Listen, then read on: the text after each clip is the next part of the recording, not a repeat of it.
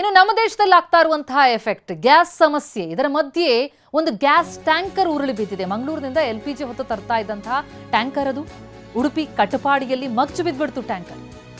ಘಟನಾ ಸ್ಥಳಕ್ಕೆ ಅಗ್ನಿಶಾಮಕ ಸಿಬ್ಬಂದಿ ಧಾವಿಸಿದ್ದಾರೆ. ಮೊದಲೇ LPG ಕೊರತೆ ಪರದಾಡ್ತಾ ಇದ್ದಾರೆ ಜನ.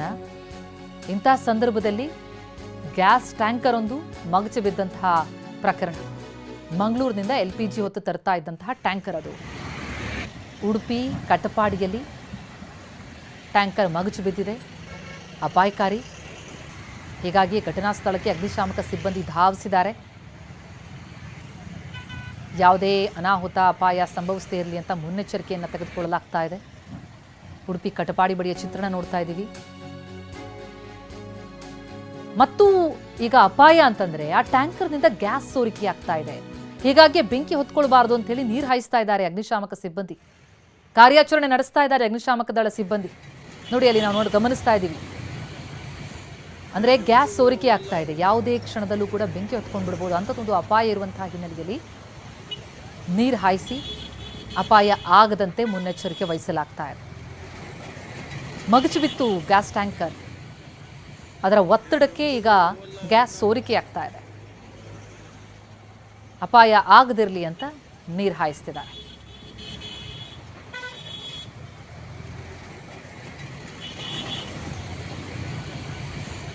ಘಟನೆ ಬಗ್ಗೆ ಡೀಟೇಲ್ಸ್ ಪಡೆಯೋಣ. ನಮ್ಮ ಪ್ರತಿನಿಧಿ ಪ್ರಜ್ವಲ್ ಈಗ ದೂರವಾಣಿ ಸಂಪರ್ಕದಲ್ಲಿದ್ದಾರೆ. ಪ್ರಜ್ವಲ್, ಹೇಗೆ ಟ್ಯಾಂಕರ್ ಮಗುಚು ಬಿತ್ತು? ಏನಾದರೂ ಆಕ್ಸಿಡೆಂಟ್ ಆದದ್ದ? ವಿಪರೀತ ಸ್ಪೀಡ್ ಏನಾದರೂ ಸಂಭವಿಸ್ತಾ? ಏನಾಯ್ತು ಅಲ್ಲಿ ಅಂತ? ಪ್ರತಿಮಾ, ಈ ಒಂದು ಘಟನೆ ನಡೆದಿರುವಂತದ್ದು ಉಡುಪಿ ಜಿಲ್ಲೆಯ ಕಾಪು ತಾಲೂಕಿನ ಕಟ್ಪಾಡಿ ರಾಷ್ಟ್ರೀಯ ಹೆದ್ದಾರಿ 66ರಲ್ಲಿ ಈ ಒಂದು ಘಟನೆ ನಡೆದಿರುವಂತದ್ದು. ಘಟನೆ ಎದುರಿನಲ್ಲಿ ಒಂದು ಸ್ವಿಫ್ಟ್ ಕಾರ್ ಅಡ್ಡ ಬಂದ ಪರಿಣಾಮ ಈ ಒಂದು ಗ್ಯಾಸ್ ಟ್ಯಾಂಕರ್ ನಿಯಂತ್ರಣ ತಪ್ಪಿ ಪಲ್ಟಿಯಾಗಿದೆ ಅಂತ ಸ್ಥಳೀಯರು ಮಾಹಿತಿ ಕೊಟ್ಟಿರುವಂತದ್ದು. ಇನ್ನು ಕೂಡ ಅಂದ್ರೆ ಬ್ರೇಕ್ ಫೇಲ್ ಆಗಿ ಈ ಒಂದು ಘಟನೆ ನಡೆದಿದೆಯಾ ಅಥವಾ ಬೇರೆ ಇನ್ನಿತರ ಕಾರಣಗಳಿದೆಯಾ ಎಂಬುದರ ಬಗ್ಗೆ ಇನ್ನು ಖಚಿತ ಮಾಹಿತಿ ಸಿಗ್ಬೇಕು. ಯಾಕಂದ್ರೆ ಸದ್ಯಕ್ಕೆ ಆ ಒಂದು ಸ್ಥಳಕ್ಕೆ ಯಾರನ್ನು ಹೋಗ್ಲಿಕ್ಕೆ ಬಿಡ್ತಿಲ್ಲ.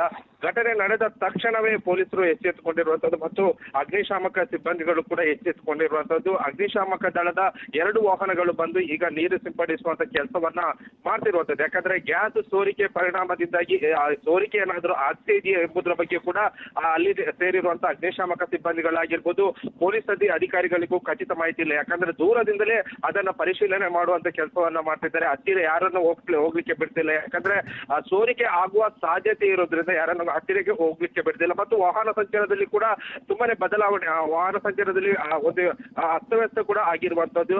ಯಾಕಂದ್ರೆ ಅದೇ ಒಂದು ಭಾಗದಲ್ಲಿ ಒಂದು ಹೆದ್ದಾರಿ ಕಾಮಗಾರಿ ಕೂಡ ನಡೆಯುತ್ತಿರೋದ್ರಿಂದ ಸಾಕಷ್ಟು ವಾಹನಗಳು ಇಂದು ಬೆಳಿಗ್ಗೆ ವಾಹನ ಸಂಚಾರ ಮಾಡುತ್ತೆ. ಕೆಲಸಕ್ಕೆ ಹೋಗುವವರಾಗಿರ್ಬೋದು, ತುಂಬಾನೇ ಪೀಕ್ ವಾಹನಗಳು ಸಂಚಾರ ಮಾಡುವಂತ ಪ್ಲೇಸ್ ಆಗಿರುವಂತದ್ದು. ಆ ನಿಟ್ಟಿನಲ್ಲಿ ಯಾರನ್ನು ಕೂಡ ಸದ್ಯಕ್ಕೆ ಆ ಒಂದು ಸ್ಥಳಕ್ಕೆ ಒಂದು ಘಟನೆ ನಡೆದ ಸ್ಥಳದಲ್ಲಿ ವಾಹನ ಸಂಚಾರ ಮಾಡ್ಲಿಕ್ಕೆ ಬಿಡ್ತಿಲ್ಲ. ಬದಲಿ ವ್ಯವಸ್ಥೆಯನ್ನ ಮಾಡಿರುವಂತದ್ದು. ಪ್ರಜ್ವಲ್, ಒಬ್ಬ ಸ್ಥಳೀಯರು ನಮ್ಮ ಜೊತೆ ದೂರವಾಣಿ ಸಂಪರ್ಕದಲ್ಲಿದ್ದಾರೆ, ಪ್ರಮೋದ್ ಅಂತ.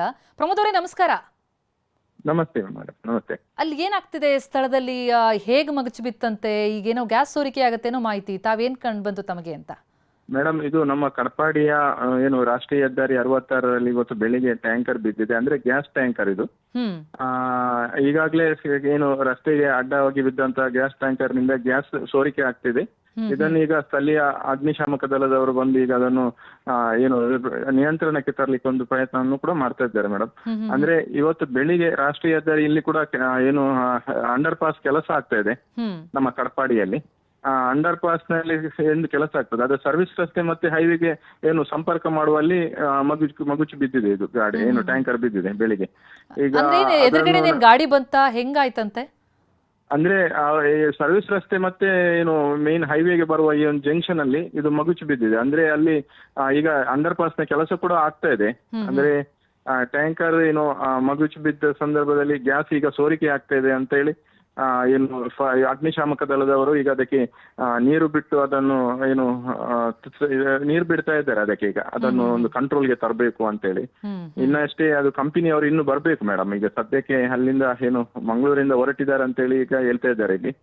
ಆದ್ರೆ ಇದು ಈಗ ಈ ಒಂದು ರಾಷ್ಟ್ರೀಯ ಹೆದ್ದಾರಿಯಲ್ಲಿ ಸುಮಾರು ವಾಹನಗಳು ಹೋಗ್ತದೆ ಆಚೆ ಈಚೆ. ಅಂದ್ರೆ ಅದಕ್ಕೆ ಈಗ ಬದಲಿ ವ್ಯವಸ್ಥೆ ಮಾಡ್ತಾರೆ. ಬದಲಿ ವ್ಯವಸ್ಥೆ ಮಾಡ್ಲಿಕ್ಕೂ ಕೂಡ ಇಲ್ಲಿ ಏನು ಅಂಡರ್ ಪಾಸ್ ಕೆಲಸ ಆಗುವುದರಿಂದ ತುಂಬಾ ಕಷ್ಟನೇ. ಆದ್ರೆ ಈಗ ಬೆಳಿಗ್ಗೆಯಿಂದ ಕೆಲಸಕ್ಕೆ ಹೋಗುವವರೆಲ್ಲ ಇರ್ತಾರಲ್ಲ, ಹಾಗೆ ವಾಹನ ಸಂಚಾರಕ್ಕೂ ಕೂಡ ತೊಂದರೆ ಉಂಟಾಗ್ತಾ ಇದೆ ಈಗ.